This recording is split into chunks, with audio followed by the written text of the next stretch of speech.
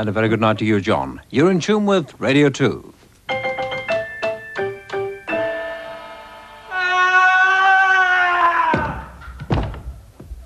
Thank you, Mrs. Thatcher.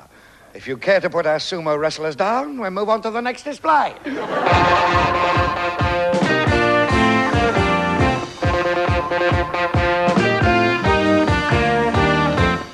Here with the very latest news are the news Huddlines, starring Roy Hudd with Chris Emmett, Alison Steadman and the Huddliners.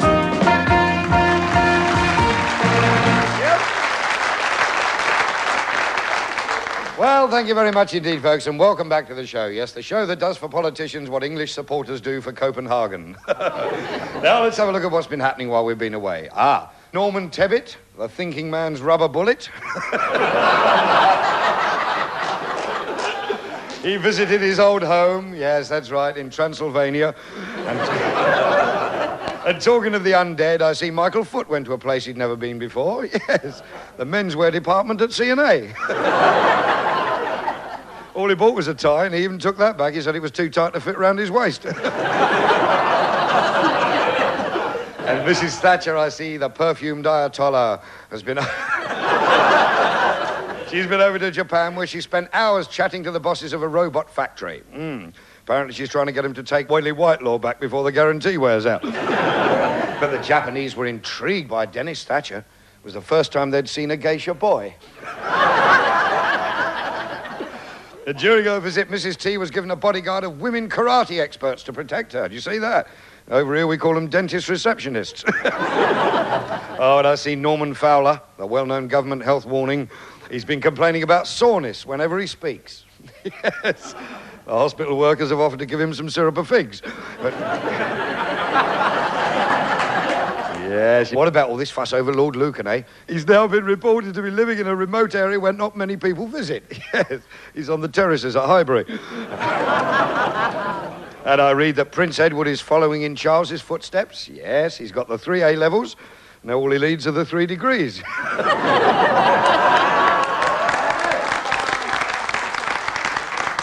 Weren't they lovely pictures? Weren't they lovely pictures in the papers of Mark and Anne together, eh? Beautiful, weren't they? You could hardly see his handcuffs, could you? They were marvellous. And there's been a big drop in the crime figures this month. Yes, 100 policemen have resigned. And did you see the mystery business consortium have put in a bid for Woolworths, eh? Yes, apparently they've been trying to buy it for years, but they still can't find a sales girl. And after all the goings-on, they're still having trouble getting people to sail on the QE2. Yes, Meg Mortimer still refuses to get off the ship. Back home, I see that in Birmingham they're introducing school breakfasts. You see that? Yes, they're for kids who want to start the day sick. But now let's look at the lighter side of the news, eh? The Labour Party. And I see Sir Harold Wilson's been speaking out again. Sir Harold, or as he's known, the Knight of the Long Knives. Speaking his constituency. Well, he always talks from his seat, doesn't he? He said... He said that the Labour Party must stop their pantomime performance. Well, I know which one Michael Foot's performing, don't you? Snow White and the Seven Militants, eh? Where is all this leading? I'll tell you. Yet another thrilling episode of Foot of the Yard, starring Defective Inspector Michael Foot.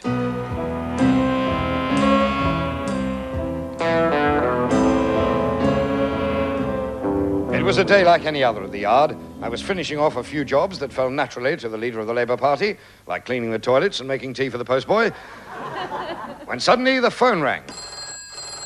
Answer the phone, Fleabag. That was Millicent, my new secretary. Get on with it, you old scarecrow. Sorry, Your Honour. Hello? On the other end of the telephone was one of the most chilling voices I'd ever heard. Good evening. Foot of the Yard here. Who is this? Just call me Harry the Grass. Now listen carefully. Meet me in 10 minutes outside Kagan's Tobacconist, the Pipeman's Paradise. Oh, and by the way, don't tell Mary. She thinks I'm walking the dog. Who is this? Oh, it's gone. You'll never guess who that was. Harry the Grass. Yes, how did you know? I have my methods, comrade. What's this on your desk, Millicent? KGB bugging kit? I didn't know you were interested in insects, Miss... Tendency. Millicent tendency, Foreign, is it? None of your business. Now, if you'll excuse me, I have got some infiltration to catch up on. And so, pausing only to wrinkle my trousers and spray my donkey jacket with fertilizer, I slipped out to meet my narc. As I walked down the dark alley towards Pipeman's Paradise, I wondered about the mysterious caller. Who was he? What did he want? Would he laugh at my silly hairstyle? Suddenly, a rotund figure in a Macintosh stepped into the light. Hello, Michael. My God. Not yet, but there's still time. Oh, there'll never be another, you know. There'll never be another. I fell to my knees in reverence. No, Michael, there's no need for that. One knee will do. Now, I expect you've a few questions to ask me, like why you weren't on my honours list and where do I get my raincoats nowadays. No, I was wondering what this was all about. You've been infiltrated, Michael. I know, but the ointment's working wonders. No. By the militants. The yard's full of them. What? Who are they? I'm sorry, my lips are sealed. That's the last time I fixed my pipe with super glue, I can tell you.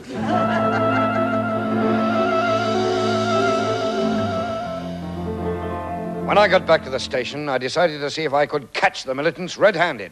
I burst through the door. Hi!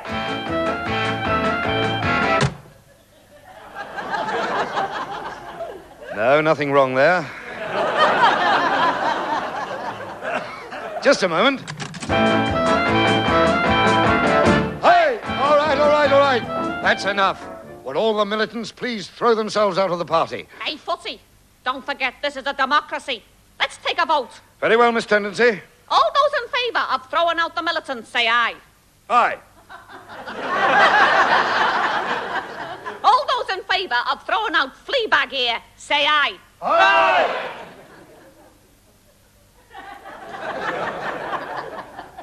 I think I'll be off now, then. Evening, all.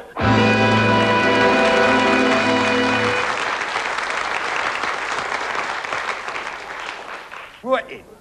Well, here's to United, then. Yeah, here's to City, mate. Yeah, good to see the football season back again, isn't it? Right. There's nothing can beat it, No. eh? Whoa. How's your team doing, then? £2 million in debt. Yeah? Well, that's nothing, is it? We're $2.5 million in debt at City. Oh, yeah, but we were the first division side to have the official receiver brought in. Not by much, though. No, but we were still the first. Maybe, but your manager hasn't resigned yet, has he then, eh? Well, Eh? no, Eh? he ain't. No, well, ours has. Ah, well, ours will soon. I mean, he hasn't got the support of the board. They disowned him and all his family yesterday. Oh, so you still got a board, have you? Well... We haven't. Oh, no. They all walked out after a row with the city councillors, so we won't have a ground next season. Oh, well, you're lucky to have one now, Ian. We have to lease ours out to the local sheep farmer during the week.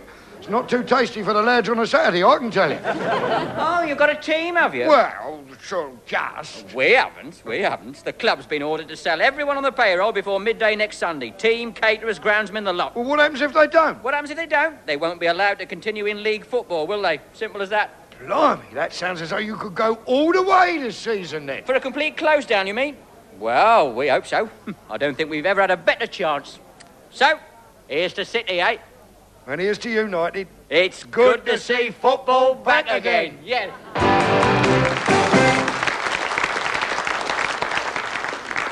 Well, I see British Rail have got a sparkling new idea for improving their image. Never mind the trains, never mind the fares. Just make sure the staff tidy themselves up a bit and everything will be clickety-clack.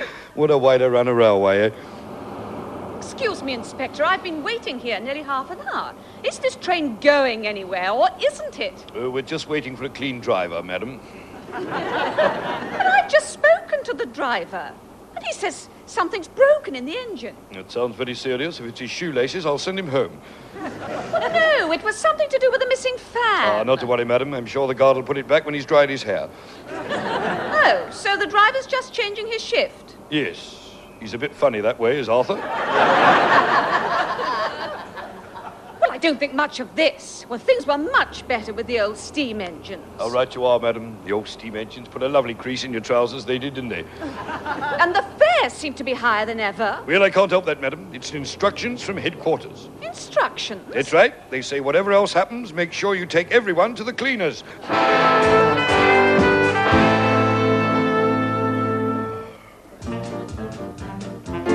Hey, Bob! Hey, Bob! The sun, please, mate. 15p, Squire. Oh, Tart. Good page 3 today. Very nice. Sun exclusive. Oh, yeah? The first serving policewoman in the nude. Whoa! Hey! Whoa. Wearing a checkered cap and little else, eh? Well, they have to have their hats on, don't they? Else they're improperly dressed, don't they? Hello. What's all this here, then? Here. It can't be. Look. It is. It is. It's you, isn't it? Yes, that's right. I thought so. Don't recognise the uniform, but I'd know that cap anywhere. I like the girls in blue. They are a lovely lot, it's true.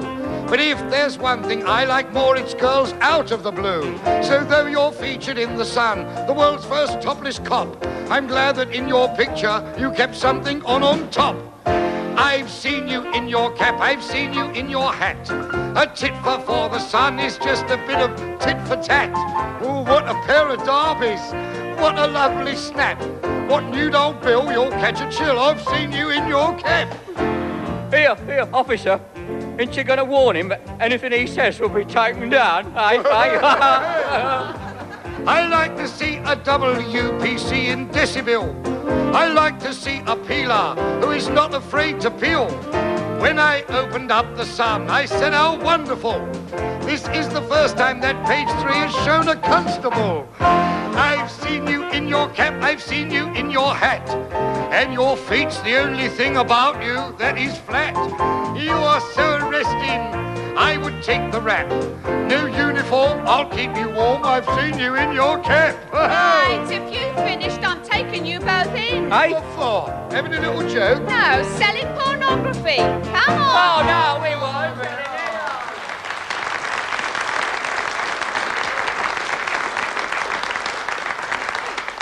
And amongst all the weird stories of the week, it's reassuring to find a fairly normal one. An American estate agent has apparently given little Prince William 1,000 acres of land on the planet Mars. I wonder how the local inhabitants have taken the news. Union Jacks, tea towels, red, white and blue antenna warmers. Yeah. What? Here, what's going on? What's going on here? What's going on? Joe, the news. This is no longer just any old patch of the planet Mars, you know. It's owned by an Earthling prince. Hey? Look, it's all explained in this full-colour souvenir edition of Exchange and Martian. Oh, let's see. Oh, yeah. Look, Doris, look. Prince William, son of the Prince and Princess of Wales. Who are they? Oh, you remember, Bert? They got married last year. Oh, that's right. Yes, we took an away day to Venus, didn't we? Because we were fed up of it being on the telly all the time. Yeah, and it was on the telly all the time on Venus, too. Yeah, it was. Well, I'd buy your souvenirs now while stocks last. It can only be a matter of time before he comes up here on a royal crawl-about. Royal crawl-about? He crawls about meeting his subjects, you know. Oh. His dad does it too, only William's better at it, you know. How do you mean? He doesn't need to fall off a horse first. Union Jacks, solar-powered Princess Margarets.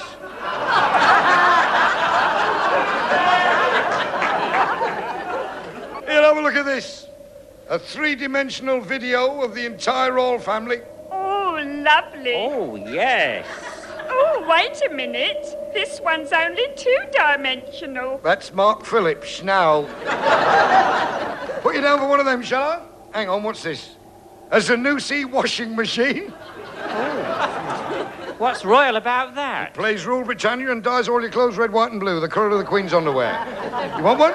Well, how can you be so sure Prince William's coming here anyway? I've got proof. See, before the royal family visits anywhere, the place starts swarming with members of the lowest forms of earthling life. And look, there's one just over there. Oh, yes. What do you call them? It's called a Daily Star photographer. Oh.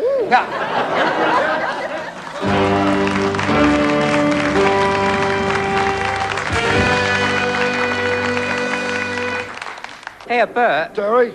Are you following the lead of Brother Len Murray and the TUC in a cabinet by supporting the sympathy strike of the health workers, thus incurring the wrath of the government for breaking the 1980 prior trade union law? I'm backing the sympathy strike all the way till. So much so that I will lie in bed all day and thus I will register my disapproval with the government. That's very decent of you, Bert. Very decent of you indeed. By the way, what are you doing these days? I'm on the dole. Meanwhile, the Mark Thatcher Prize for Geographical Awareness must go to the copper in Birmingham who got lost on his own beat. Oh, hello, everybody. PC Rock. Yes, right. Where the hell have you been, lad? I've been patrolling me beat, Sarge. For the last 3 weeks, lad. I thought you deserted. I got lost, didn't I? Lost? Yeah. Why didn't you ask someone the way? I did. I asked a policeman. But he didn't know either. You're an idiot, Rock. Yeah, who are you to call me an idiot? I'm your station sergeant. Oh, yeah, I'm sorry, Sarge. I didn't recognise you with an helmet on. I'm not wearing an helmet, Rock. Hey? You're looking in the mirror. Oh, am I? Oh, sorry, Sarge. Why didn't you radio for Ilbrook? I tried, but my radio wasn't working. Oh, let me see. Here, look, you look at it there. Well, I'm not surprised you couldn't get through to us on this, Rock. Why not? It's your truncheon. Is it? Oh, yes, so it This is. is your radio, Rock. So if ever you get lost, Yes? just use it, all right? Righto, Sarge. One thing, before I fill in the report, Yes. Sarge, look, can I go to the loo? It's been 3 weeks, Sarge. while All I've been- right, go on, hurry.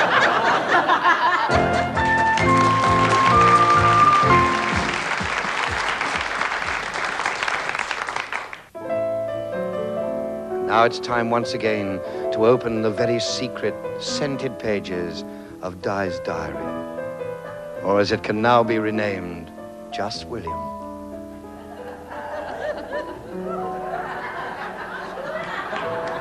Dear diary. Golly gosh, what a summer. My family and I have been pretty amazingly busy. Of course, it all started in June with our event. That's right, the birth of our little Charlie. Crikey, diary, giving birth is pretty incredible. First of all, you have to go to this funny place full of paupers. Called a hospital. And then this funny little man in a white coat comes along and asks you how you'd like the baby delivered. Of course, I said by Harrods. Golly gosh, diary, everyone in the hospital was awfully kind to me. And they all tried to cheer me up and make me laugh by showing me their pay slips. And one of the porters showed me this amazing practical joke called hospital meals. And then as soon as the baby was born, one of the nurses made him cry by showing him a mirror. Crumbs, diary. Lots of people called in at the hospital to see me. Charles and the Queen, or Granny-in-law as I now call her, came first and asked me whether it was a boy or a girl. I just said, crikey, I didn't know one could choose. Then Daddy came, and he'd got the most amazing pair of tiny pink booties. Gosh, no wonder his feet were killing him. Golly, diary, last week I asked Charles if I could have one of those things for showing films on. So he went off and bought me a cinema. So this week we went there to see this new film, all about us. Of course, there were moments when it wasn't very realistic, like when the actors playing Charles and I got all their lines right at the wedding. Golly gosh, diary, I must dash. I've just heard the milkman outside, and I want to buy Andrew's homecoming present. He's got a lot of bottle.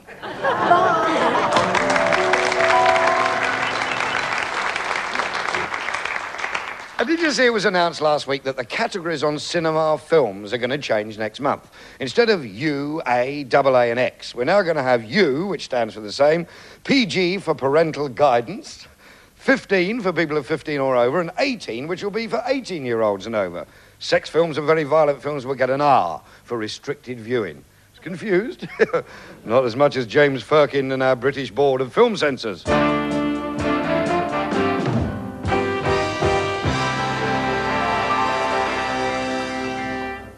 Well, that's the first film we've viewed under the new rating. What do you think, Board? Bored? You're telling me I'm bored out of my tiny mind? No, I was using our title, Sir Pode. Oh. Now, what about you, Lord Duffer? Oh, wake him up, someone. Come along, Lord Duffer. Oh, what? Is it the interval already? Oh, I'll have a drink on a stick. Make mine a Sonatagen, will you? This isn't Saturday Night at the Roxy, Lord Duffer. We're here to give this film a category. Oh. Lady Agatha? Well, personally, I thought it was extremely violent. It put me in mind of that horrendously brutal film we viewed last week. What was it called? Chopper Mad. That wasn't a violent film, Lady Agatha. It was the new Victoria Principal movie. About the first female helicopter pilot. Well, I vote we award it an X and get off to my club. There's no such thing as an X anymore, Sir Peregrine. Or Sir Pode, as I called you, I believe, earlier in the sketch. Yes, it is, Sir Pode, isn't it? We have a U, PG, 15, 18, and an R. 15 PUJ sounds complicated to me. I still haven't got the hang of this damn decimal money. You knew where you were with good old pounds, shillings, and Yes, well, pence. we're not here to discuss the British Except monarchy. the farthings. I didn't like those piddly little things. What? Those farthings, they kept falling through the holes in my pockets. Lord Duffer... Still, it was my own fault for making the holes in the first place. I remember when I was at Eton, I used to have ever All right, such a for lot of- goodness. What? Give the old fool a lump of sugar and a rub down with health and efficiency, for goodness sake. Thank you. Look, are you going to cut the violence out of the film we've just seen, James? There's far too much of it about these days. Take that one we viewed a couple of weeks ago. The film, you mean? Yes. About the hospitalized psychotic pump attendant. What was it called? The Texaco bedsore massacre. Look, could we get down to the business in hand? Lord Duffer, don't do that, please. What?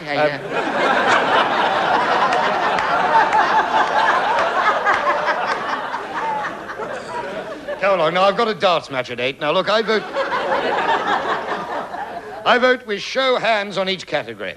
Come on, take them out of your pocket, Right, Lord Duffer. sorry, There we are. Now, what about you? Yes, I agree. A show of hands. No. A U certificate for the film. Oh, definitely not. All that violence. Worse than the film we viewed the day before yesterday. The Revenge of the Dyslexic Ox Murderer. The way he went on the rampage, wielding that huge ox above his head. Yes, well, never mind films we've already certified. How about PG rating for this? Oh, that'll be nice. No sugar and just a dash of milk in mine. Not tips, woman. I mean parental guidance, what we used to call the AA. I never call the AA. I'm an RAC man myself. Better class, you know. I shall act on all our behalves and award it a 15. At the very least, possibly even an R rating. Very well, I'll write that down then. This is to certify that the British Board of Film Censors awards an R rating to the reissue of Bambi.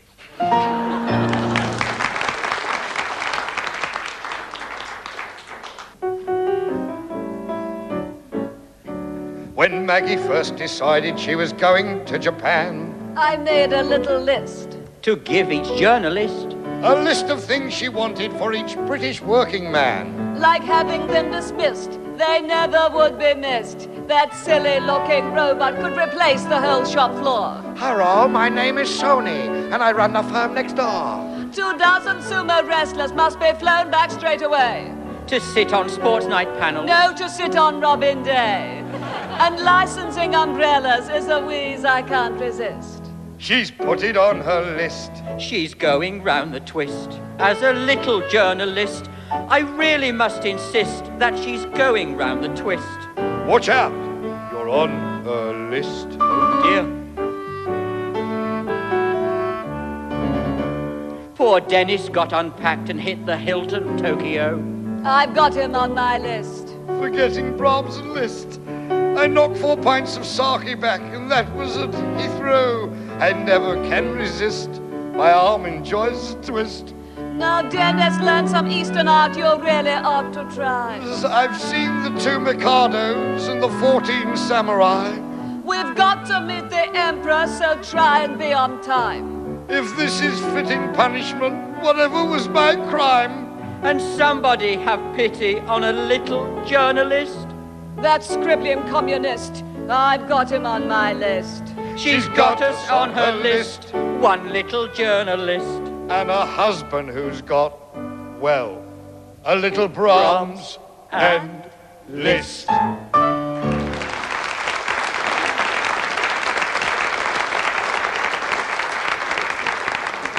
We'll be back next week, providing Princess Anne doesn't tell us to push off. Bye!